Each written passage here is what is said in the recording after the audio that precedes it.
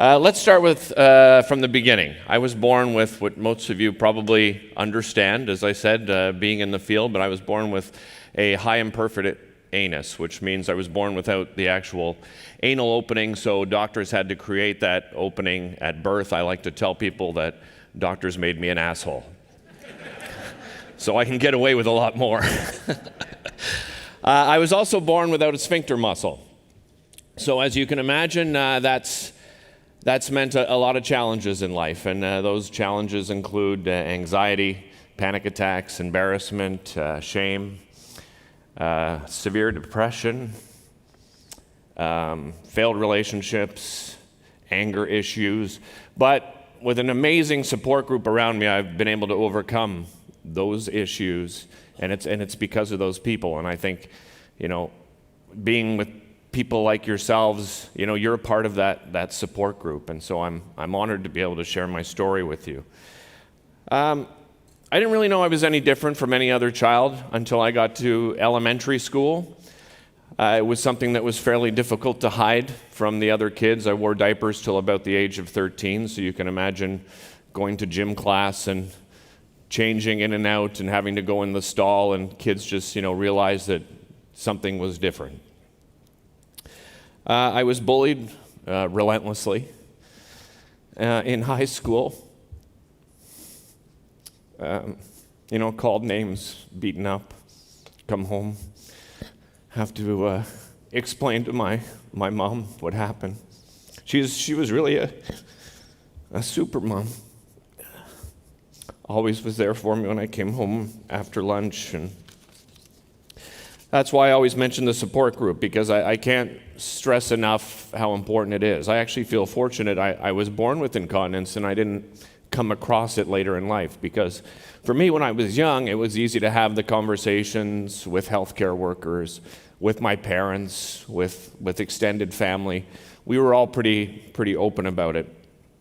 But people that become incontinent later in life, they find it overwhelming. They're reluctant to share it with people because they're embarrassed and they're ashamed of it. I know a lot of people that haven't shared it with their family doctor because they're so ashamed and embarrassed. They haven't shared it with their spouse. Of course, not even their colleagues. A lot of focus remains on the physical condition, as it should, but not enough, I believe, is placed on the mental issues that can arise.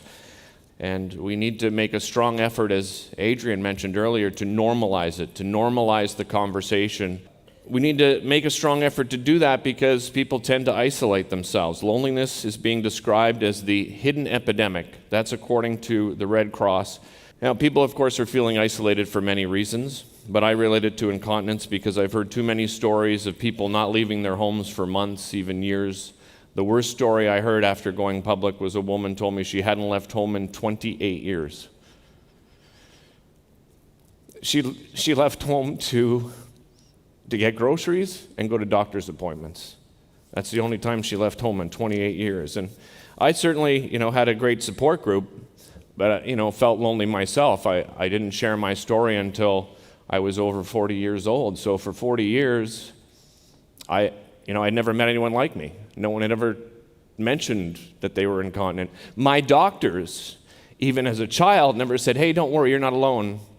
Other people also suffer from incontinence." It wasn't a conversation that I even had with a medical professional, with somebody in the profession.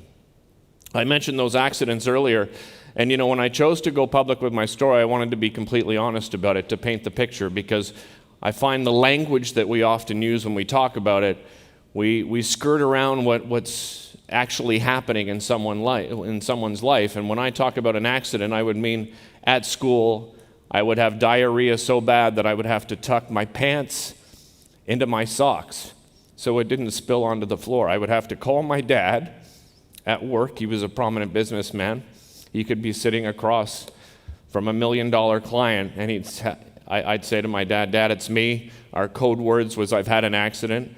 And my dad would just excuse himself, and he would jump in the car, line the seat with garbage bags, bring a garbage bag with holes in it so I could slide it in, and get in the car and get home. And clean up and have my cry.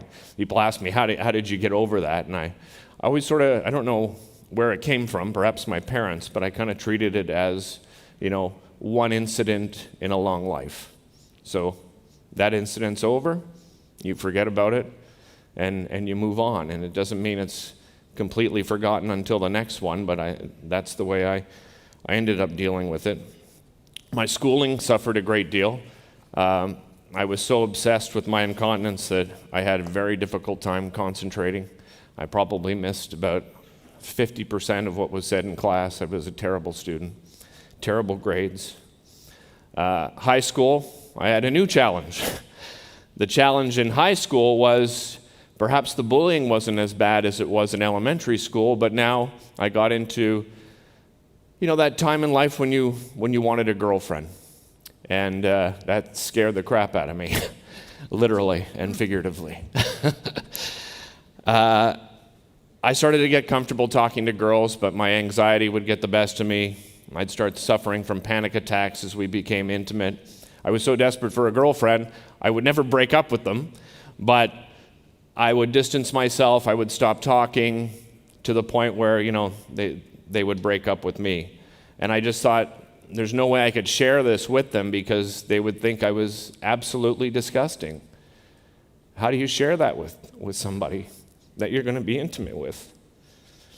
Which leads to my late teens, my early 20s, probably the most difficult period in my life. I was self-medicating, trying to forget about things with drugs and alcohol. I had pursued this. I have a TEDx talk on YouTube that I did, and it's called The Pursuit of Happiness, the relentless pursuit of happiness. And I pursued it so much, I sort of forgot that it was okay to be unhappy. Sometimes you just have to accept the fact that you're unhappy. And I was so severely depressed, I planned my own suicide. I had planned it for one evening.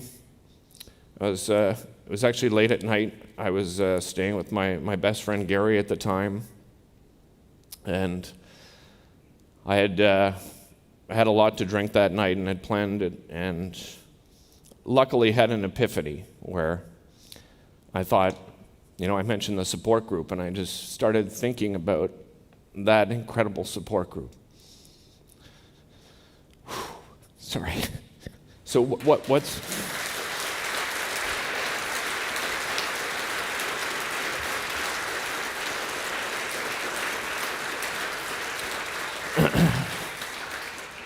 So what's that going to do to them? My mom, my dad, my granny, my best friend. I just thought, I'm going to let these people down. Because life isn't just about you. That's what occurred to me.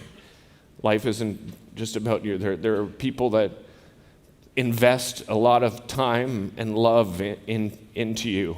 And luckily I had that.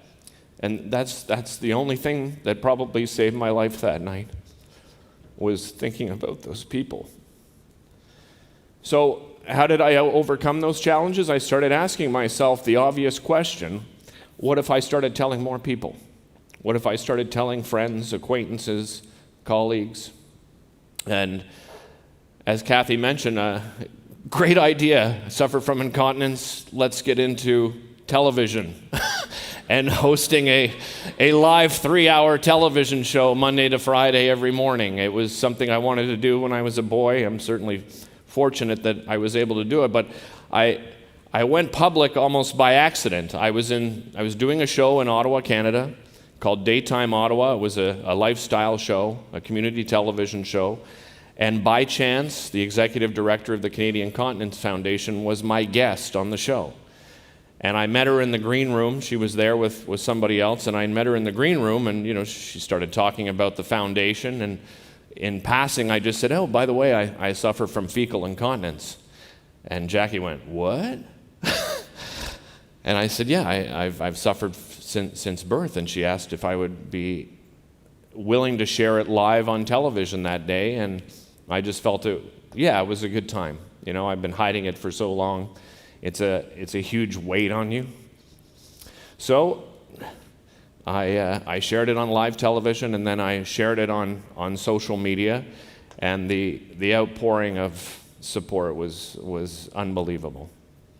And I think I'm grateful too that I have the condition, because I think it's really shaped the person that I've become today. Throughout all those other issues, thankfully I can put them aside, because I think I'm more vulnerable, I'm more caring, I'm more understanding. It's made me a better father, a better husband, a better friend, a better television host. And I think it's allowed me to appreciate intimacy more. It's something I tell people. It's when you're so desperate for something, once you finally get it, you hold on to it.